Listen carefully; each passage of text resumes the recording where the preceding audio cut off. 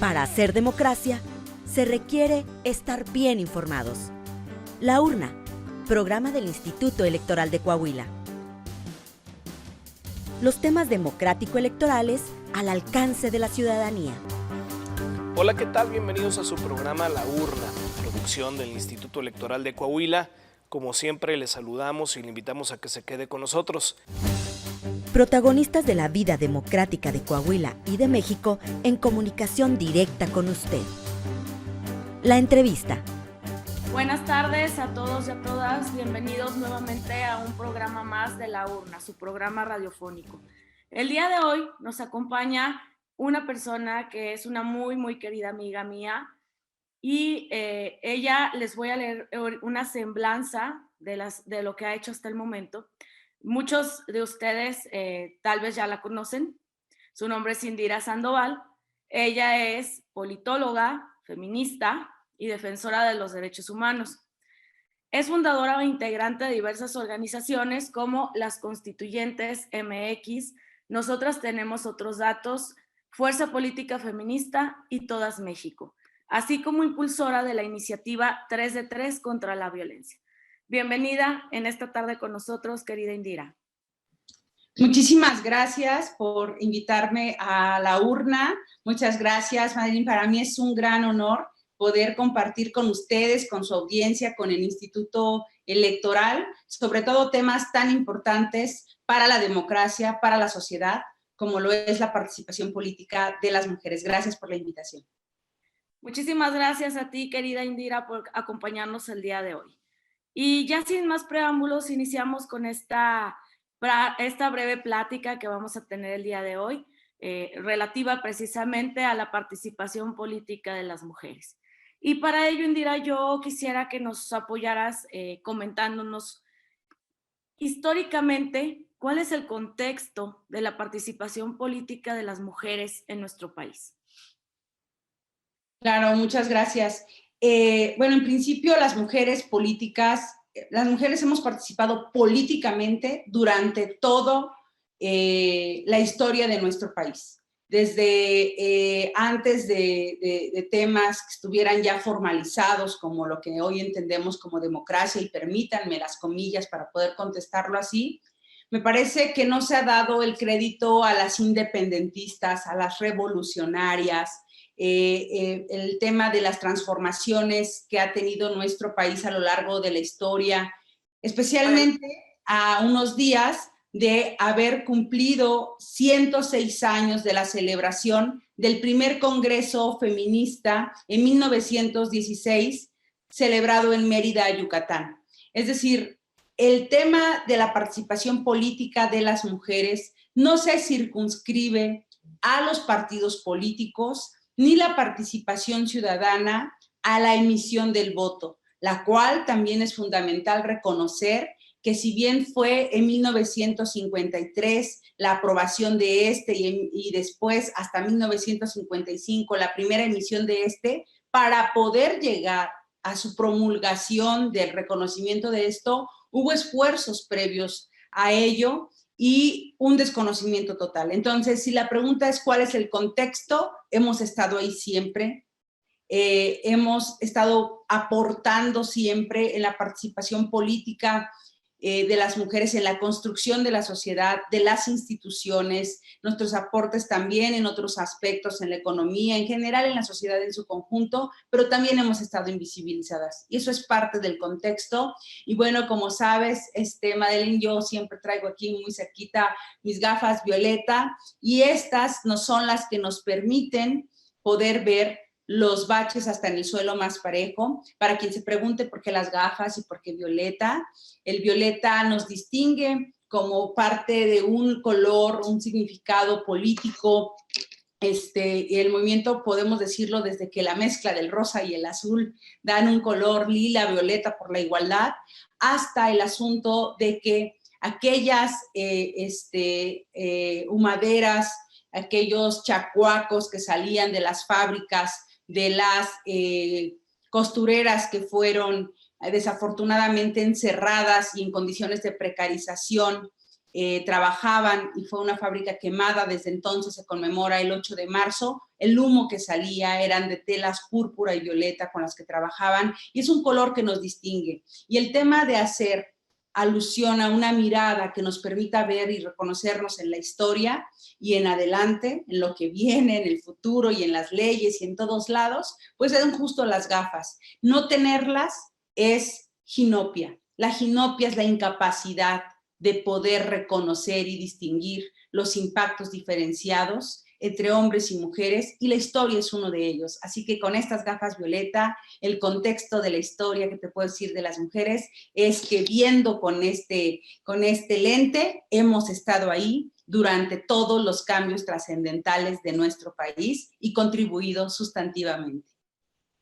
Exactamente, Indira, como lo mencionas, las mujeres siempre hemos estado ahí en el contexto internacional, en el contexto nacional, y precisamente el problema histórico que traemos cargando todas las mujeres es esa parte de la invisibilización.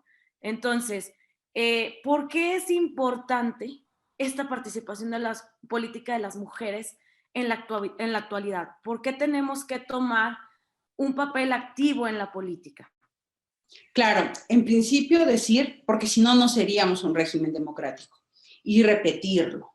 No existe, no se puede llamar, no se puede concebir, no puede haber un régimen que se diga democrático sin la participación sustantiva de las mujeres en igualdad y en equidad de condiciones y libres de todo tipo de violencia.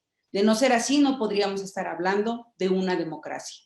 Entonces, se vuelve relevante la participación política de las mujeres porque los derechos políticos y los derechos electorales son derechos humanos y creo que debe considerarse como derechos llave, porque el que las mujeres incursionemos en la política y entendiendo en la política como todo lo público y la toma de decisiones implica que se visibilicen otras necesidades, contextos y derechos y libertades específicos. Para que hoy veamos temas, no quiero minimizarlos porque parecieran someros, pero ya nadie habla de ello. Por ejemplo, exista un cambiador en un baño, tuvo que haber una mujer que visibilizara esa problemática. Y también otras cosas. Hoy podemos decir que un derecho civil como el divorcio, yo creo que ya algunas ya ni nos queremos casar o estamos en otras circunstancias, pero nuestras abuelas no podían divorciarse.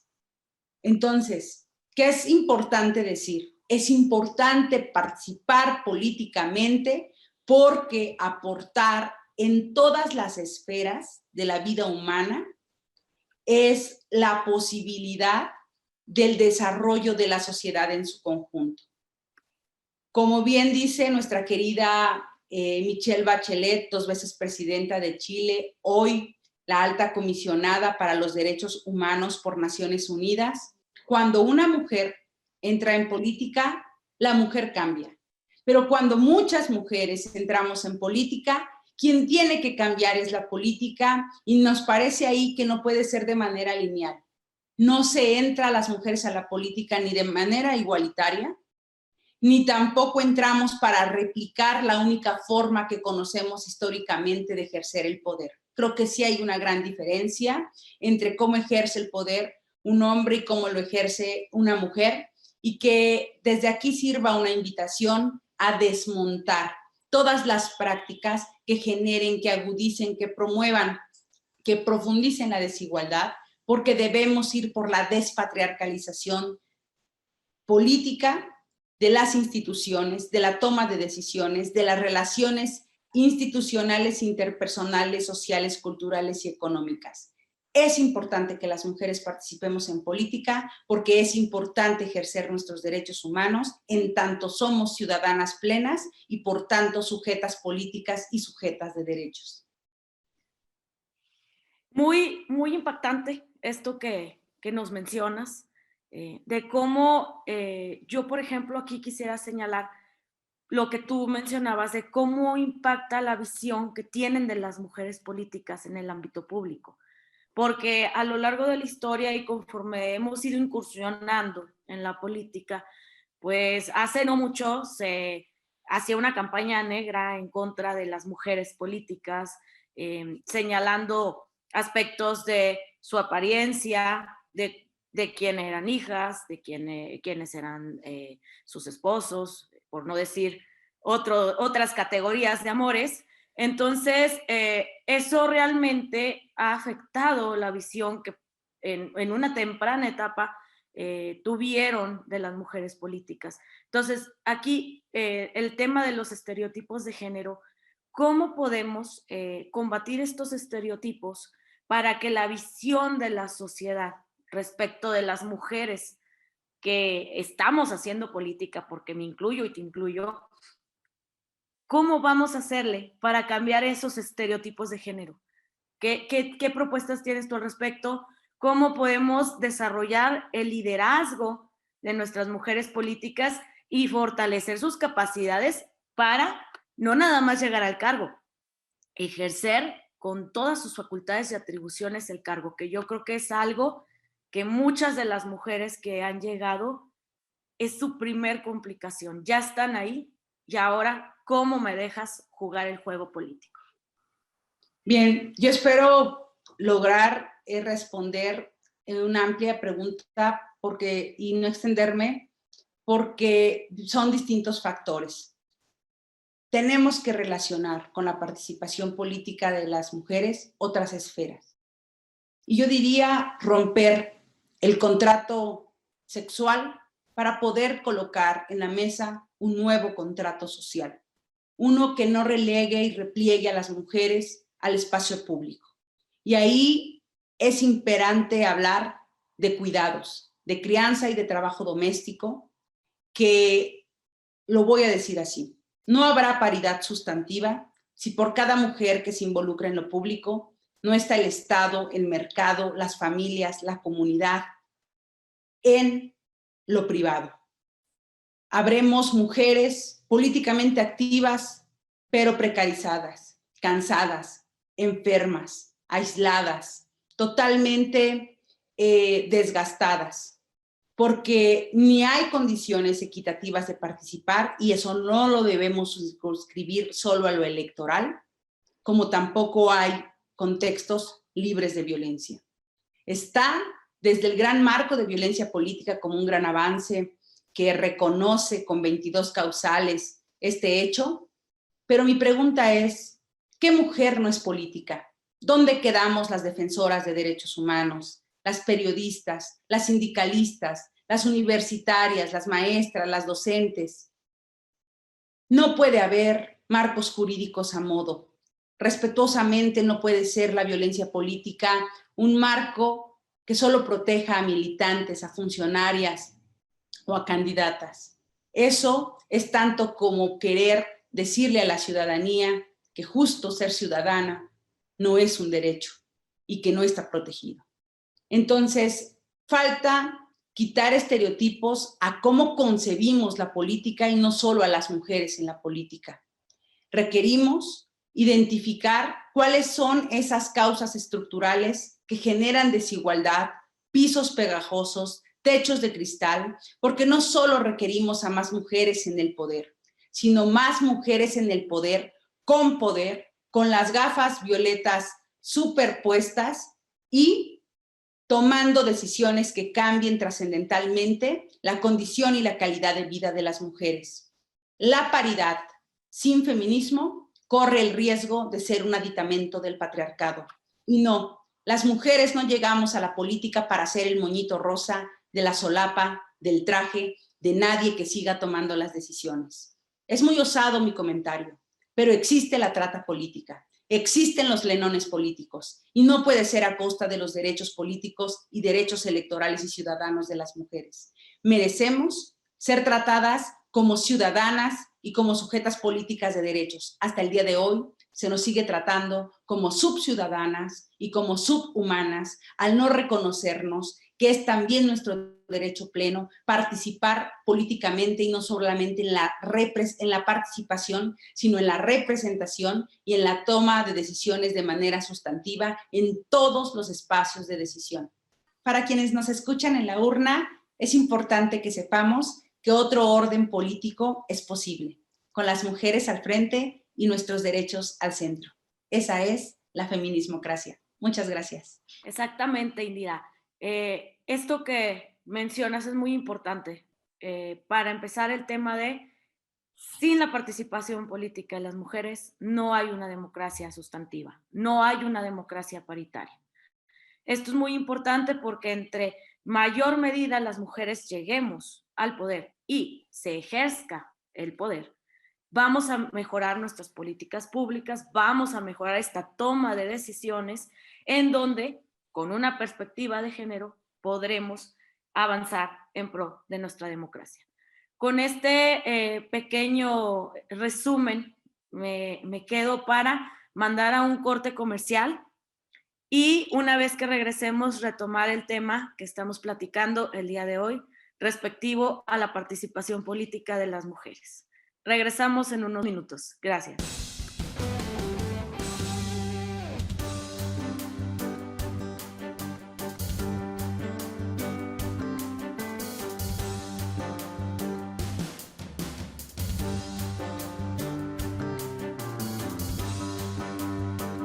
Regresamos a su programa La Urna, donde seguimos platicando con nuestra querida Indira Sandoval.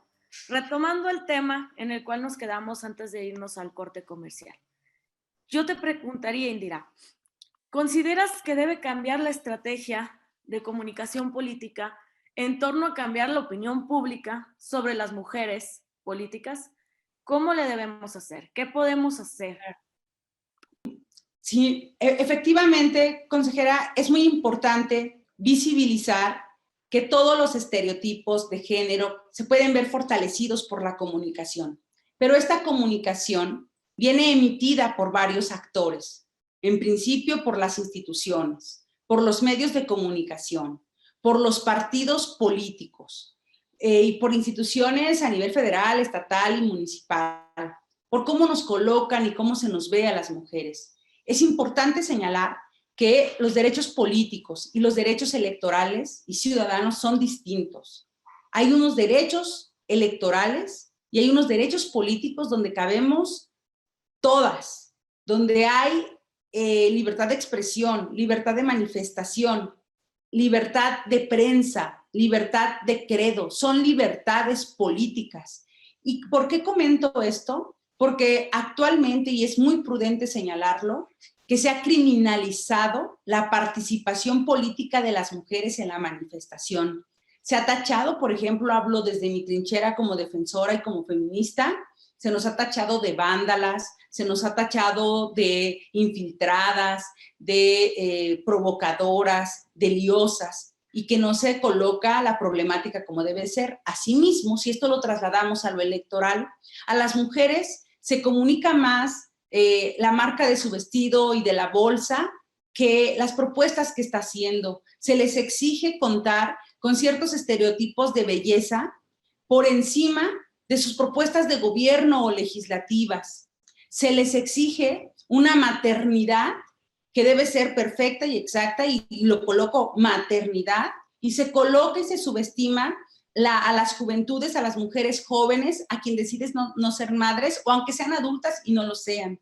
Nunca he escuchado una entrevista donde le pregunten a un hombre si ya hizo la tarea con sus hijos, o si ya pagó la pensión alimenticia, o si tiene algo que ver con su corbata y su traje y dónde se lo compró. Jamás ha existido eso. Entonces, hay una responsabilidad ante la ciudadanía, cómo se nos coloca. Y creo, y es una invitación para la ciudadanía, que pongamos también nuevos estándares, que veamos las ideas, las propuestas, sí también a las personas, mujeres y hombres, pero que siempre coloquemos por delante lo sustantivo, cómo puede transformar esta persona de manera independiente, ciudadana o a través de un partido, una decisión que cambie y que impacte en mi entorno individual y colectivo.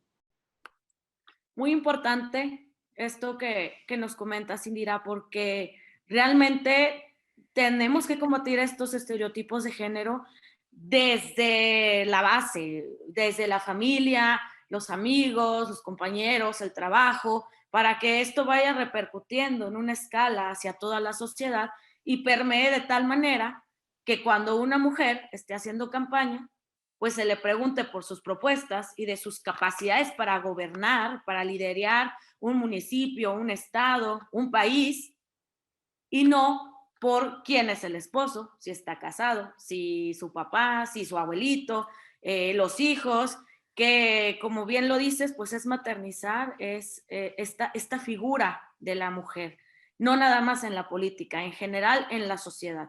Entonces, en ese sentido, pues tenemos mucho trabajo que hacer, incluso desde las instituciones como es el Instituto Electoral de Coahuila, hemos trabajado y seguiremos trabajando para plantear una estrategia de comunicación política a los medios de comunicación que así deseen adherirse en próximos procesos electorales, precisamente para que cambiemos este enfoque que va a repercutir en pro de toda la sociedad y de nuestra democracia paritaria. Cambiando un poquito el tema, yo te quiero preguntar, el tema de la violencia política contra las mujeres en razón de género, ¿qué tiene que ver con esto que estamos platicando? Todo. La violencia política contra las mujeres por el hecho de ser mujeres es un atentado contra la democracia. Es la manifestación más viva de la resistencia a que las mujeres ocupemos el espacio público, el espacio colectivo, las decisiones que nos competen y nos incumben a todas y a todos. Quizá no sea el ejemplo más adecuado, pero me parece que logra colocar en blanco y negro cómo es esto de las resistencias. A cada paso que damos las mujeres se encuentra una forma del patriarcado de poder que no lo demos, de poder resistirse a eso, cuando cada paso es un derecho. Con la presencia de las mujeres en los espacios laborales vino el acoso, el hostigamiento y la brecha salarial. Esa fue su forma de manifestarse. Con nuestra ocupa en los espacios públicos y callejeros también se dio el acoso y mucha mayor violencia. No estamos libres de violencia tampoco en nuestras casas, en nuestras aulas, en nuestros centros de trabajo. Y con la participación de las mujeres en la política vino la violencia política. Y el ejemplo es que creo que si mañana tú y yo, Madeline, y otras compañeras tomáramos un cohete a la luna, pasado mañana existiría la violencia lunar, intergaláctica o interplanetaria. Es decir, a cada espacio que lleguemos, cada paso que demos, cada avance que tengamos en materia de nuestros derechos humanos, se topará, por desgracia, con un tope patriarcal, machista y sexista, que se llama violencia y que la violencia contra las mujeres es una violación a los derechos humanos. En ese sentido, la violencia contra las mujeres en el ámbito político por el hecho de ser mujeres en sí mismo constituye, uno, un delito, pero también violaciones a los derechos humanos. Se debe ampliar este marco, se debe fortalecer, pero sobre todo se debe visibilizar todos los actores que tienen una responsabilidad en la cadenita. Los partidos políticos se han detectado como los principales perpetradores de esta. No hay justicia para un tema como este, no hay reparación del daño. Quien tiene que generar medidas de protección o medidas cautelares no lo hace. Debemos visibilizar cuál es el tema de las fiscalías y de quienes imparten justicia en esto, porque no es menor. Debemos darle todo el peso. La violencia política contra las mujeres es un atentado contra la democracia. Y eso es lo que viene a ejemplificar de lo que hablaba, de que quieren que siga un contrato sexual sobre un contrato social. Y me parece que este marco viene a ser parte de un triángulo. El primero y gran base que tenemos es la paridad, a igual representación. Este marco jurídico de la violencia política viene a ser parte de este triángulo, un segundo pilar, pero hay otro. La violencia política también existe porque están ahí agresores. Y este tema se complementa, este triángulo por la democracia, se complementa también con lo que pudiéramos conversar también como la iniciativa 3 de 3. Pero la violencia política habrá que darle la importancia que tiene, no solo para el ámbito electoral, sino cómo perjudica el retroceso de una democracia o de una sociedad completa que se diga que vive en un marco de Estado de Derecho. Te conocemos como la principal impulsora de la iniciativa 3 de 3 contra la violencia, que precisamente es algo que nos va a ayudar a combatir, a evitar y a sancionar el tema de la violencia política contra las mujeres. Me gustaría que nos explicaras en qué consiste y cómo esto va a abonar en incentivar la participación de las mujeres en la política de este país. Gracias. Claro que sí, muchas gracias. La 3 de 3 es un parteaguas en la vida democrática del país.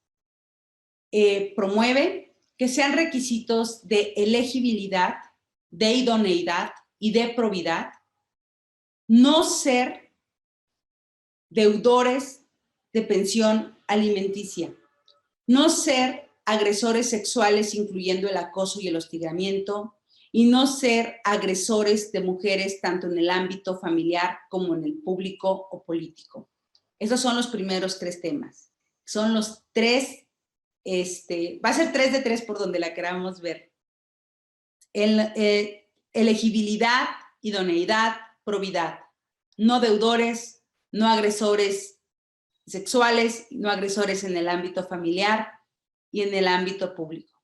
Las siguientes 3 es que lo queremos para los cargos de elección, de designación, que son todos los que no se eligen en las urnas y que son por nombramiento directo, de confianza o de estructura, y de concurso, que son por terna, que son por concurso de examen, por selección, que son todos los órganos autónomos. Basta de que al amparo de la autonomía se sigan protegiendo a los agresores.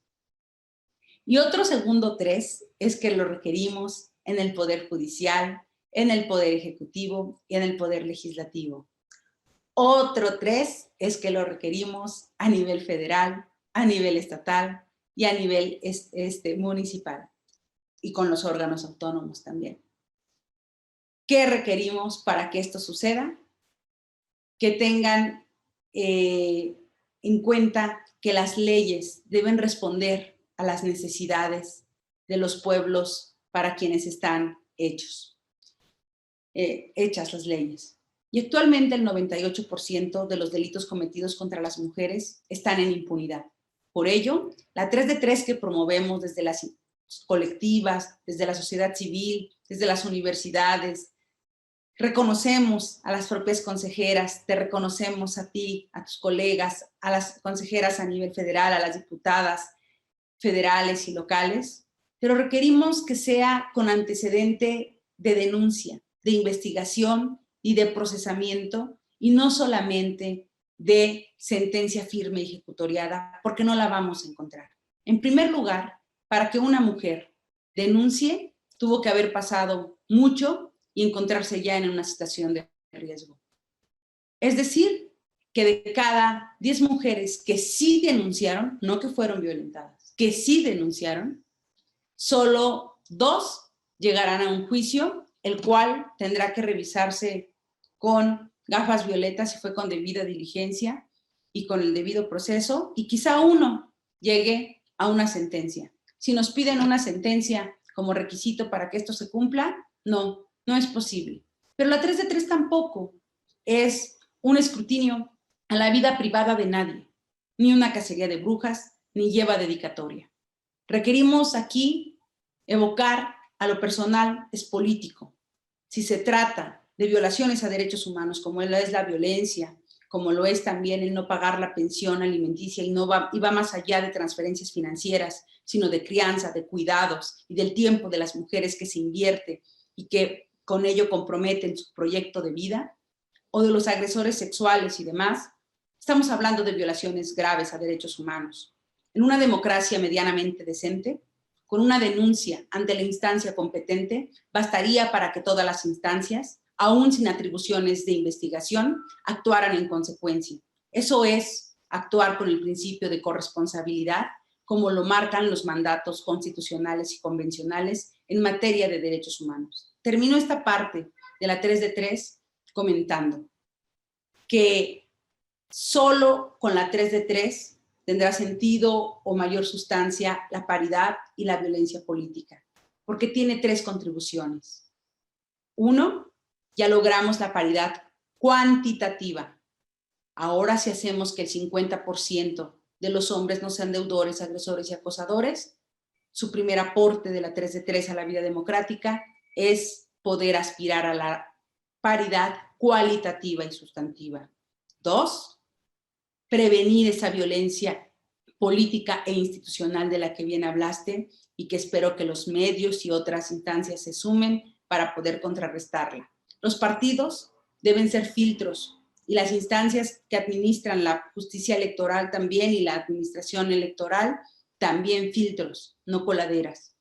Y ahí se debe prevenir. Y la tercera, la ciudadanía debe tener otros estándares para poder elegir a sus autoridades. Requerimos a instituciones libres de delincuentes. ¿Por qué cuando hay desvío de recursos dices es un delito? ¿Por qué cuando dicen es un corrupto es un delito? ¿Por qué cuando dicen enriquecimiento ilícito? ¿Por qué cuando dicen otro es un delito? ¿Y por qué cuando dicen es acosador, es deudor? No pasa nada. Que quede claro, la 3 de 3 llegó para quedarse, llegó para cumplirse y estamos trabajando para que sea ley. Y si nos preguntan, aprovecho en la urna, ¿qué pasa con el debido proceso o con la presunción de inocencia o si es violatorio de derechos humanos? Cuando me preguntan, ¿y el debido proceso? Ni procesados están. ¿Y la debida diligencia? Ni investigados están. ¿Y la presunción de inocencia, la palabra de quien debe ser juzgado? ¿Y la palabra de las víctimas? ¿Y las mujeres que asesinan todos los días? ¿Y las 8 violaciones que existen cada hora en nuestro país? ¿Y el deshonroso primer lugar de abuso sexual infantil? ¿Y los deudores de pensión alimenticia que estar 10 años en el padrón no les genera ninguna consecuencia? La 3 de 3 es un paradigma para una nueva democracia. Muchas gracias, estimada Indira. Nos dejas con muchas preguntas, muchas cosas para reflexionar. El tiempo se nos agota en este programa de la urna. Sin embargo, yo lo que te pediría es que más adelante tengamos otra charla contigo en donde hablemos más a fondo de los avances, retos y un balance específico de cómo vamos en el tema ya específico de la 3 de 3 contra la violencia. Claro que sí, será un gusto, agradezco mucho la invitación y es muy importante decir que si bien requerimos a más mujeres en el poder, no requerimos a ningún agresor en este.